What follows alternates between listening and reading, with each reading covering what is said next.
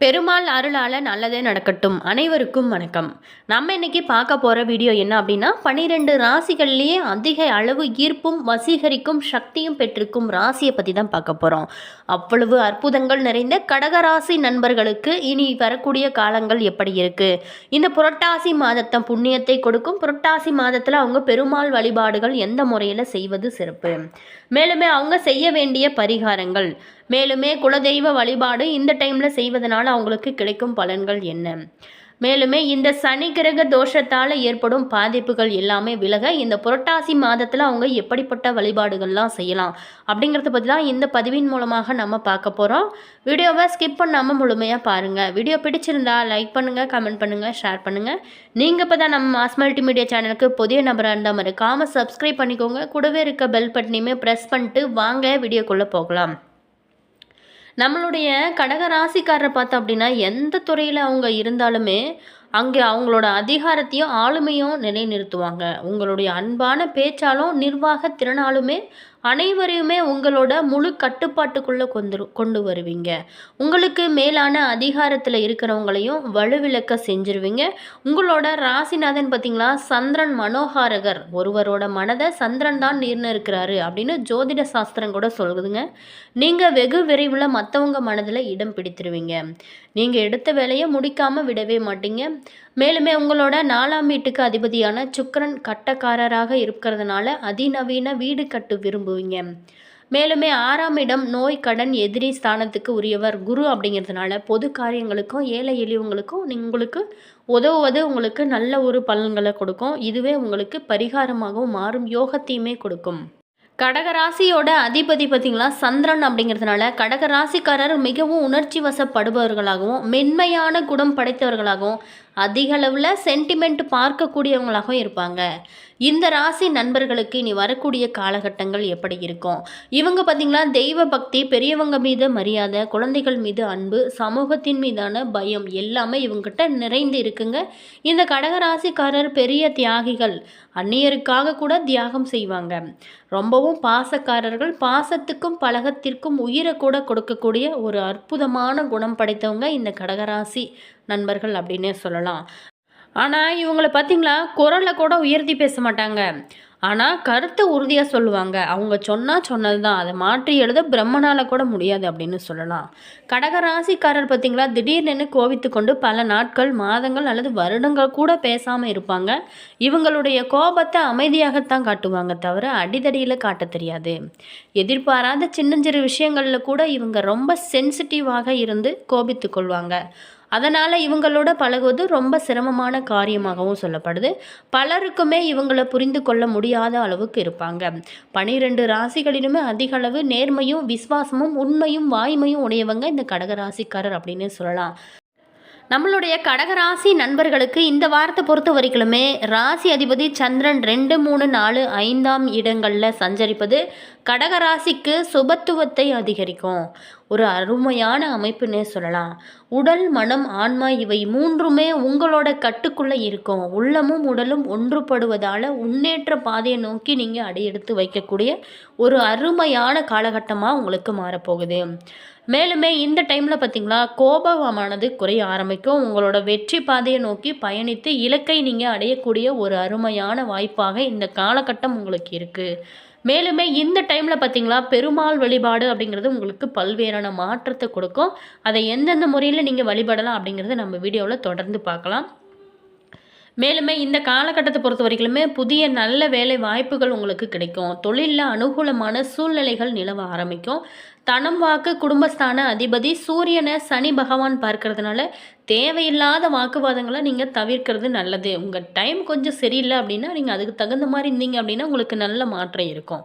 மேலுமே கொடுக்கல் வாங்கல மிகுந்த கவனம் தேவை. திருமணத்தை எதிர்பார்த்தவங்களுக்கு நல்ல செய்தி கிடைக்க இந்த காலகட்டமானது உங்களுக்கு இருக்க போகுது.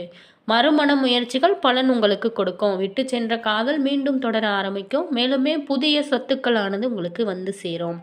ஆன்மீக நாட்டம் பார்த்திங்களா இந்த மாதத்தில் உங்களுக்கு அதிகமாகவே இருக்கும். குழந்தைகளால் மனம் மகிழும்படியான சம்பவங்கள் நடக்கும். அவங்களால உங்களுக்கு பெருமையுமே கிடைக்கும். உடல் நிலையில் நல்ல முன்னேற்றம் இருக்கும். நவராத்திரி நாட்களில் பெண் தெய்வங்களை நீங்கள் வழிபாடு செய்வதனால உங்களுக்கு நிம்மதியானது அதிகமாக கிடைக்கும். இந்த புரட்டாசி மாதத்தை பொறுத்த வரைக்குமே நீங்கள் பெருமாள் வழிபாடு உங்களுக்கு சிறப்பான பலன்களை கொடுக்கும். அது மட்டும் இல்லை, சனி பகவானோட அருளுமே உங்களுக்கு கிடைக்கும். சனி தோஷமே விலக ஆரம்பிக்கும். நீங்கள் எப்படி இந்த புரட்டாசி மாதத்தில் சனிக்கிழமை நாளில் விரதம் இருந்து வழிபடுவது, வாங்க விரிவாக பார்க்கலாம். நமக்கு இருக்கக்கூடிய நிறைய பிரச்சனைகளுக்கு தீர வேணும், கோரிக்கைகள் நிறைவேற வேணும், பிரார்த்தனைகள் நிறைவேற வேணும் அப்படின்னு தான் நம்ம ஒவ்வொருவருமே வழிபாட்டை மேற்கொள்கிறோம். எனக்கு இது நடக்க வேணும், அது நடக்க வேணும், இது கிடைக்க வேணும், அது கிடைக்க வேணும் அப்படின்னு தான் தெய்வத்துக்கிட்ட நம்ம வேண்டுதல் வைக்கிறோம். இப்படி வைக்கக்கூடிய வேண்டுதல் அனைவருக்குமே நிறைவேறுக்குதா அப்படின்னு கேட்டால் கண்டிப்பான முறையில் இல்லை அப்படின்னு தான் சொல்ல முடியும். அனைவருக்குமே அவங்க வேண்டும் வேண்டுதல் நிறைவேறியது கிடையாதுங்க. ஒரு சில பேர்த்துக்கு மட்டுமே நிறைவேறுது. இதற்கு முழுக்க முழுக்க காரணம் அவங்களுடைய உண்மையான பக்தி தாங்க. யார் ஒருவர் உண்மையான பக்தியோட முழு நம்பிக்கையோட தெய்வத்தை நினைத்து முழு மனதோடு நினைத்து வழிபாடு செய்கிறாங்களோ அவங்களுக்கு தான் வேண்டியது எல்லாமே முழுமையாக கிடைக்கும். அப்படி நாம் வைக்கக்கூடிய வேண்டுதல் நிறைவேறுவதற்கு பெருமாளை நம்ம எந்த முறையில் வழிபாடு செய்ய வேணும், வாங்க விரிவாக பார்க்கலாம். இந்த பூலோகத்தில் நாம் எந்த அளவுக்கு நன்றாக வாழ வேண்டும் அப்படின்னு நம்ம நினைக்கிறோமோ அந்த அளவுக்கு பெருமாளை நாம் வழிபாடு செய்கிறது ரொம்ப நல்லதுங்க. பெருமாள் தான் காக்கும் தெய்வமாக இருக்கிறாரு. நமக்கு இருக்கக்கூடிய பிரச்சனைகள்லேருந்து நம்ம காத்து ரட்சித்து நாம் நலமோடு வாழ்வதற்கு தேவையான பொன்னையும் பொருளையும் தரக்கூடிய தெய்வமாக திகழ்பவர் தான் பெருமாள். அப்படிப்பட்ட பெருமாள்கிட்ட நீங்கள் நம்மளுடைய வேண்டுதல்கள் நாம் வைக்கும்போது நியாயமான வேண்டுதலாக இருக்கும் பட்சத்தில் அது கூடிய சீக்கிரமாகவே நிறைவேறும் அப்படின்னு கூட சொல்லப்படுது. மேலுமே இந்த வழிபாட்டை நீங்கள் புதன்கிழமை அல்லது சனிக்கிழமை உங்களுக்கு எப்போ டைம் கிடைக்குதோ அப்போ செய்யலாம். அன்றைய தினம் பார்த்திங்களா பெருமாளை நினைத்து உபவாசம் இருக்கிறது நல்லது. காலையில் பால் பழம் சாப்பிட்டு கொள்ளலாங்க. மதிய நேரத்தில் பூண்டு வெங்காயம் சேர்க்காத சமையலாக நீங்கள் இலையில் போட்டு சாப்பிடலாம். இரவு பலகார வகைகள் சாப்பிட்டு கொள்ளலாம். இந்த முறையில் தான் விரதம் இருக்க வேணுங்க. தொடர்ச்சியாக 9 வாரங்கள் இந்த வழிபாட்டை செய்யுங்க. புதன்கிழமை செய்வதாக இருந்தாலும் சரிங்க, 9 புதன்கிழமை, சனிக்கிழமை செய்கிறதா இருந்தால் 9 சனிக்கிழமைகளில் செய்கிறது நல்லது. மேலுமே காலையிலேயே எழுந்து சுத்தபத்தமாக குளித்து முடித்து விட்டு பூஜை அறையில் இருக்கக்கூடிய பெருமாள் படத்தை சுத்தம் செஞ்சு அவருக்கு பார்த்திங்களா சந்தனம் குங்குமம் வச்சுட்டு துளசியோட இலைகளை வாசனை மலர்களை வைத்து நீங்கள் அலங்காரம் செஞ்சு நெய் தீபம் ஏற்றி வைத்து வழிபாடு செய்யுங்க. அன்றைய தினம் பார்த்திங்களா அருகில் இருக்கக்கூடிய பெருமாள் ஆலயத்துக்கு சென்று நீங்கள் வழிபாடுங்க. நல்ல ஒரு முன்னேற்றம் இருக்கும். அப்படி செல்லும் போது பார்த்திங்களா பெருமாளுக்கு வாசனை மிகுந்த மலர்கள், தாமரைப்பூ, துளசி எல்லாத்தையுமே நீங்கள் வாங்கி தரது ரொம்ப நல்லது. இதோடு மட்டும் இல்லாமல் அவருக்கு நாம் தீபம் ஏற்றுறது ரொம்ப நல்லதுங்க. இந்த தீபமானது மாவிளக்கு தீபமாக இருந்தால் இன்னும் சிறப்பு. வீட்டிலேயே பச்சரிசி மாவை தயார் செஞ்சு அதோட சிறிது வெல்லத்தை கலந்து மாவிளக்கு நீங்கள் தயாரிச்சுக்கோங்க. அது பார்த்திங்களா பெருமாளுக்கு எதிராக ஒரு இடத்தை சுத்தம் செஞ்சு அதில் மஞ்சள் தடவி அதற்கு மேலே பார்த்திங்களா பச்சரிசி மாவால் கோலம் போட்டு கொள்ளுங்க. அதற்கு பிறகு பார்த்திங்களா மேல் ஒரு வாழை இலையை வைத்து 2 மாவிளக்குகளையும் அதன் மேலே வைத்துக்கோங்க. இந்த மாவிளக்குகளுக்கு பார்த்திங்களா குங்குமம் வைத்து கொள்ளுங்க. அதில் நெய் ஊற்றி பஞ்சத்திரி போட்டு தீபம் ஏற்றுங்க. பிறகு பார்த்திங்களா அந்த மாவிளக்கு முன்பாக வெற்றிலை, பாக்கு, வாழைப்பழம், தேங்காய், கற்பூரம் ஏற்றி வழிபாடு செய்யுங்க. இந்த கற்பூரமானது பச்சை கற்பூரமாக இருந்தால் இன்னும் சிறப்பு. மேலுமே இப்படி பச்சை கற்பூரத்தை ஏற்றிய பிறகு நம்மளுடைய வேண்டுதல் என்னவோ அந்த வேண்டுதலை முழு மனதோடு நினைத்து எதையுமே யோசிக்காமல் மைண்டை ஃப்ரீயாக விட்டு நீங்கள் யோசித்து நல்ல முறையில் நீங்கள் உங்களுடைய வேண்டுதல் நினைத்து கும்பிடுங்க. முறையால் தொடர்ச்சியாக இந்த மாதிரியான 9 வாரங்கள் செய்யுங்க. 9வது வாரம் பெருமாளுக்கு அர்ச்சனை செஞ்சு வழிபாட்டை நீங்கள் பூர்த்தி செய்யுங்க. உங்களுடைய வாழ்க்கையில் நீங்கள் என்ன நினைக்கிறீங்களோ அது கண்டிப்பாக நடக்குங்க. உங்களுக்கு நம்பிக்கை இருந்தால் இந்த செஞ்சு பாருங்கள். அடுத்ததாக நம்ம சனி தோஷம் விலக என்ன பண்ணலாம்? புரட்டாசி மாத சனிக்கிழமையில் தான் சனி பகவான் பார்த்திங்களா அவதரித்தார். அப்படிங்கிறதுனால சனியால் பாதிக்கப்பட்டவங்க புரட்டாசியில் விரதம் மேற்கொள்ளலாங்க. இதனால் சனியிலிருந்து விடுபடலாம். புரட்டாசி சனிக்கிழமை விரதம் மேற்கொண்டாலே பூஜை அறையை சுத்தம் செஞ்சு மாக்கோளம் போட வேணுங்க. துளசி, தாமரை பூக்களை கொண்டு அர்ச்சனை செய்ய பயன்படுத்த வேண்டும். சனிக்கிழமைகளில் புதிய அகல் விளக்கில் தாமரை தண்டு திரி போட்டு நல்லெண்ணெய் தீபம் ஏற்றி வைங்க. பெருமாள் படத்துக்கு 5 முக குத்து விளக்கை நீங்கள் ஏற்றி வைங்க. நல்ல நேரத்தில் மாவிளக்கு ஏற்றி நீங்கள் பூஜை செய்யலாம். சக்கரை பொங்கல், வடை, எள் சாதத்தை நீங்கள் பெருமாளுக்கு நிவேதனமாக படைக்கலாம். இது பெருமாள் மாதம் அப்படிங்கிறதுனால இந்த சனிக்கிழமைகளில் எள் வெல்லம் இவற்றை எல்லாமே சாப்பாட்டோடு சேர்த்து பிசைந்து காகங்களுக்கு நீங்கள் உணவாக கொடுக்கலாங்க. சனிக்கிழமைகளில் பெருமாளை வழிபட்டாலே அனைத்து விதமான கஷ்டங்கள் துன்பங்களில் இருந்தும் விடுபட முடியும்.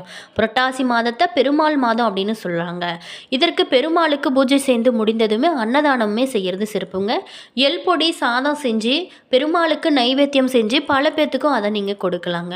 புரட்டாசி மாதம் வரும் மகாலய பட்சத்தில் முன்னோர்களுக்கு திடி கொடுக்கப்படுகிறது. இதனால் மூதாதையர்கள் சாபங்களிலிருந்து நம்மளால் விடுபட முடியும்.